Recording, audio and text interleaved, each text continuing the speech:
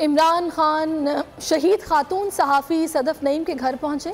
लाहौर में उनके अहल खाना से इजहार ताज़ियत की, उनकी वालिदा से मिले, बच्चों के सर पर हाथ रखा, अहल खाना को 50 लाख रुपए का चेक दिया। शहीद खातून सहाफ़ी के अहल खाना से इजहार ताज़ियत, इमरान खान सदफ नईम के घर पहुँच गए। लाहौर में वाक़े सदफ नईम के घर पहुँचने के बाद अहल खाना से ताज़ियत की, वालदा से मिले, बच्चों के सर पर हाथ रखा, कहा अल्लाह पाक सदफ नईम की बख्शिश करे। चेयरमैन तहरीक इंसाफ ने सदफ नईम के अहल खाना को 50 लाख रुपए का चेक भी दिया। सदफ नईम गुज़िश्ता रोज PTI लॉन्ग मार्च के कंटेनर से गिरकर जाँ बहक हो गई थी। इमरान खान ने बर वक्त कंटेनर को रुकवा कर जाए हादसा पर पहुँचे और सदफ नईम को अस्पताल पहुँचाने की हिदायत की थी।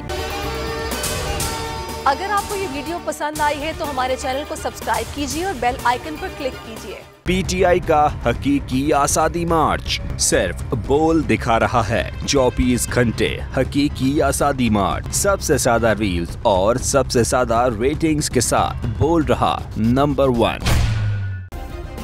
सब्सक्राइब करें और बेल दबाएं ताकि कोई खबर रह न जाए।